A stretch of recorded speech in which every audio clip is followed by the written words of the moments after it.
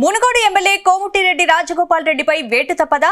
CM Revanth రెడ్డిని target చేసిన రాజగోపాల్ రెడ్డిపై చర్యలకు PCC ready అవుతోందా?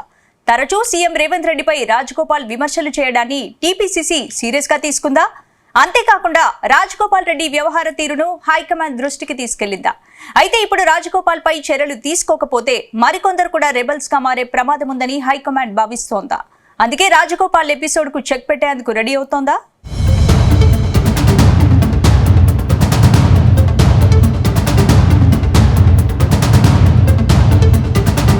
Munugode MLA Komatireddy Rajagopal Reddy వ్యవహారం ముదిరి పాకాన పడింది.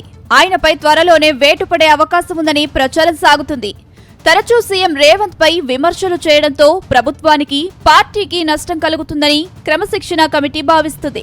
దీంతో రీసెంట్ గా రాజగోపాల్ రెడ్డి మాట్లాడిన వ్యాఖ్యలపై నోటీసులు ఇచ్చే అవకాశం ఉందని తెలుస్తుంది. అటు రాజగోపాల్ రెడ్డి కూడా డీకే శివకుమార్ కు రేవంత్ రెడ్డిపై ఫిర్యాదు చేసినట్లు సమాచారం. తనకు ఇచ్చిన హామీ ప్రకారం మంత్రి పదవి ఇవ్వాలన్న విషయాన్ని గుర్తు చేసినట్లు తెలుస్తుంది. అయితే సీఎంపై వరుసగా విమర్శలు చేయడం పట్ల డీకే కూడా రాజగోపాల్ రెడ్డికి క్లాస్ తీసుకున్నట్టు ప్రచారం సాగుతుంది.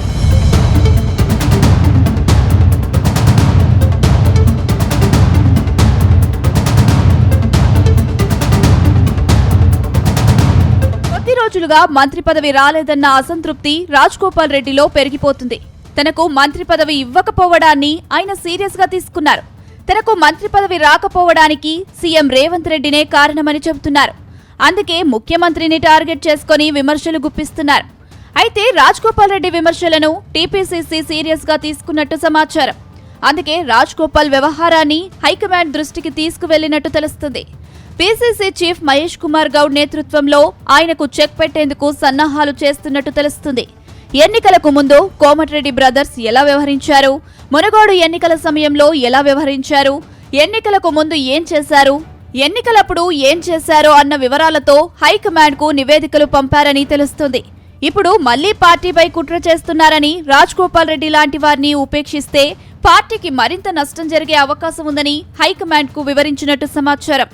తాజాగా హైదరాబాద్ వచ్చిన డీకే శివకుమార్ ను రాజగోపాల్ రెడ్డి కలిశారు. ఈ సందర్భంగా ఆయనకు గట్టి హెచ్చరికలు ఇచ్చారనే ప్రచారం సైతం జరుగుతుంది.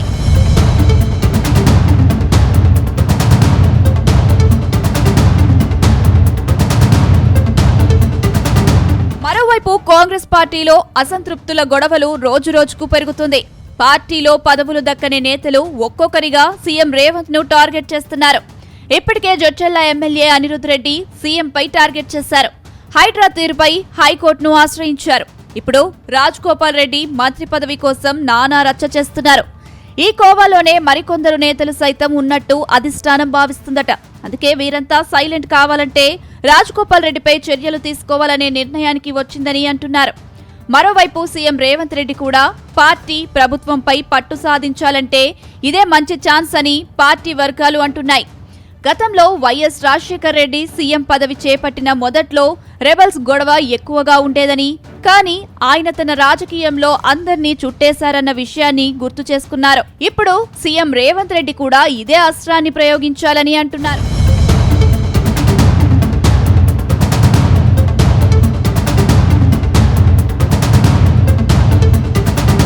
మొత్తం మీద రాజగోపాల్ రెడ్డికి ప్రధాన బలంగా ఉన్న కోమటిరెడ్డి వెంకటరెడ్డి ఇప్పుడు సైడ్ అయ్యారు.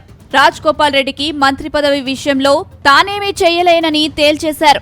దాంతో రాజగోపాల్ రెడ్డికి త్వరలోనే చెక్ పెట్టబోతున్నారని ప్రచారం సాగుతుంది. చూడాలి మరి కాంగ్రెస్ హైకమాండ్ కు రాజగోపాల్ రెడ్డి తలొగ్గుతారా, లేక తాను మరోసారి ఎమ్మెల్యే పదవికి రాజీనామా చేసి బైపోల్కు వెళ్తారా అనేది తెలియాలంటే మాత్రం కొద్ది రోజులు ఆగాల్సిందే.